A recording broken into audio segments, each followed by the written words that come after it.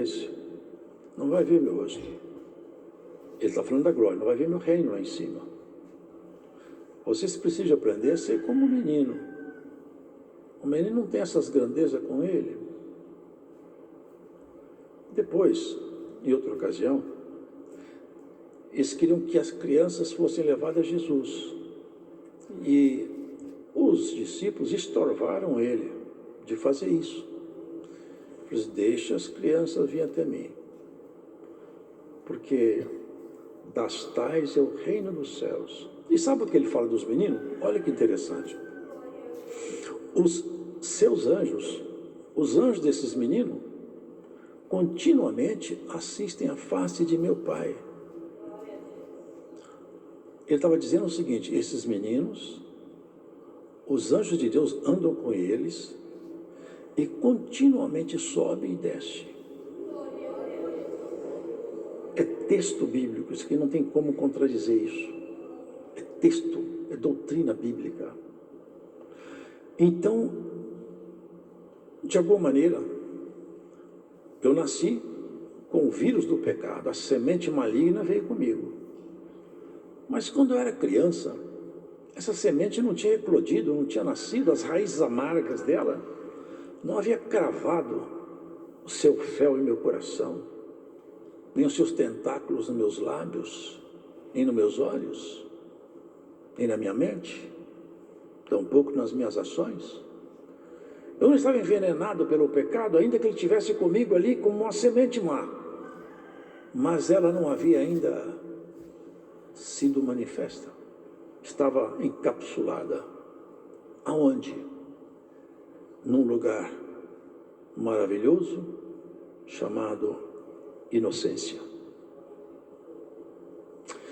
Se vocês olharem uma criança pequena, um bebê, se vocês quiserem falar que um bebê merece o inferno, nós temos que repensar em toda a história da Bíblia. Mas o pecado nasceu com ele, nasceu, mas ainda não se manifestou. Ninguém pode ser condenado por presunção de crime.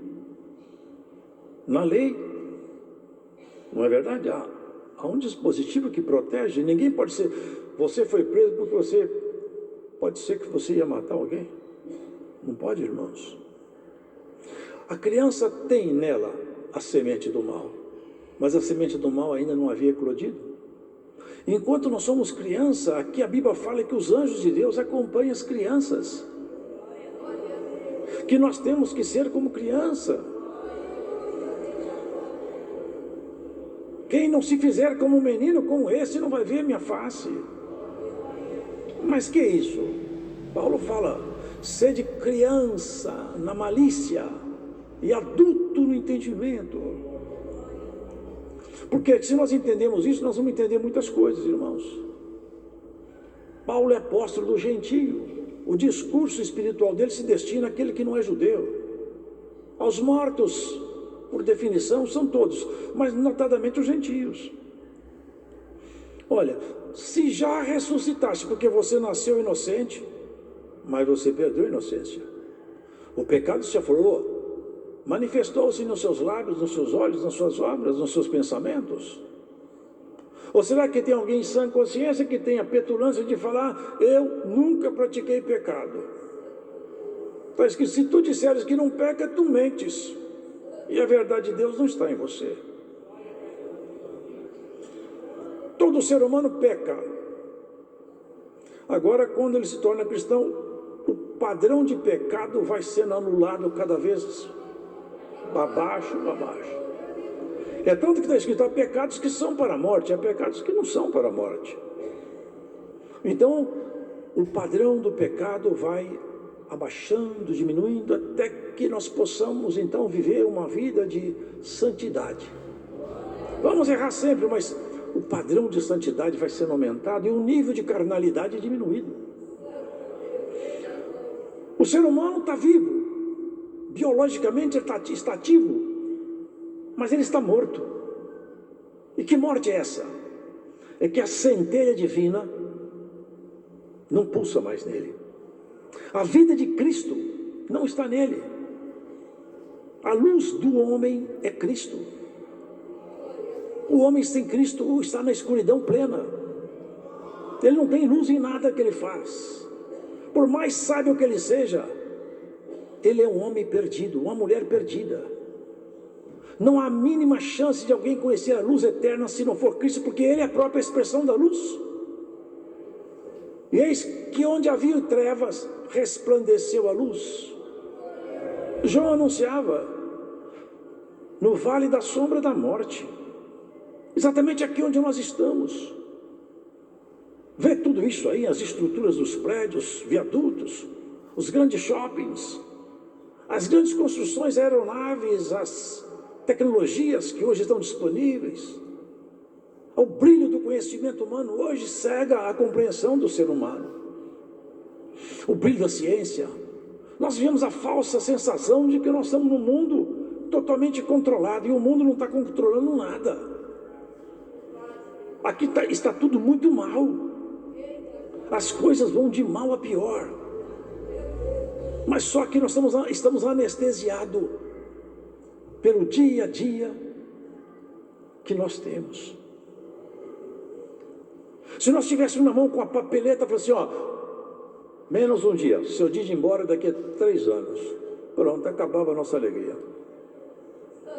Se nós tivéssemos com a ampulheta da vida virada para o nosso lado, muitos sairiam daqui aterrorizados para casa.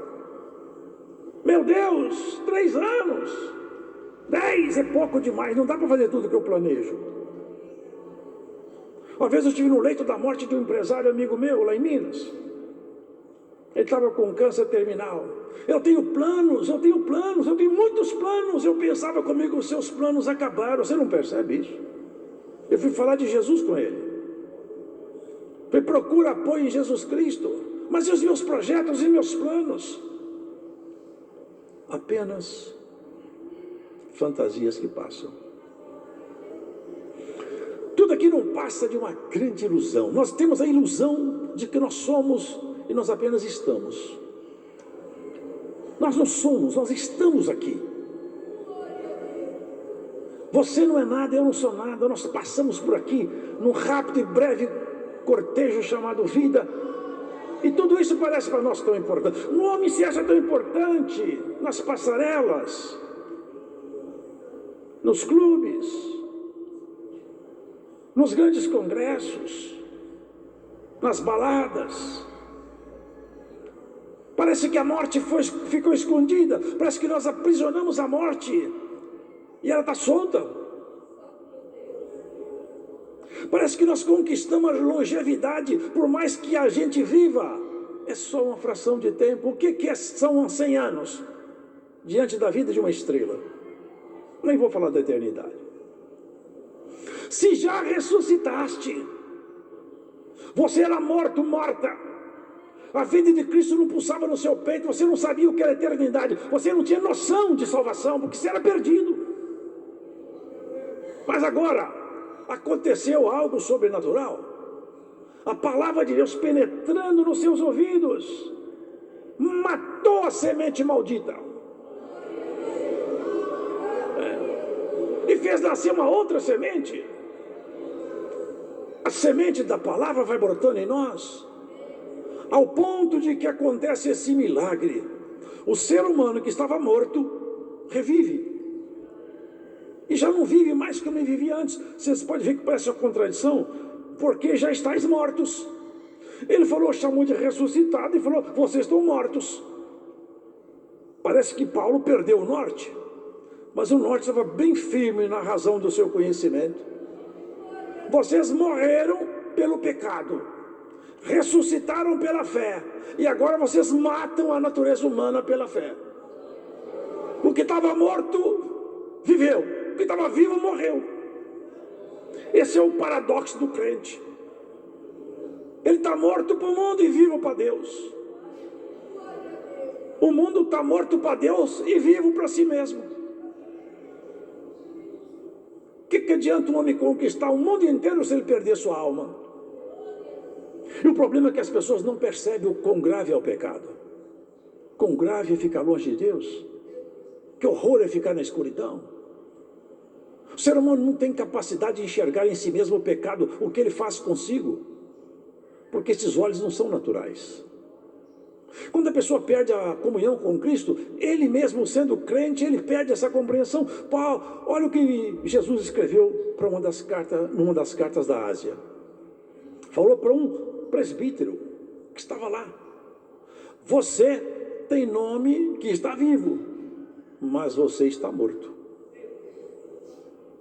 Compra para ti ouro provado no fogo, pinga colírio nos teus olhos para que veja, e vista vestido para esconder a tua nudez.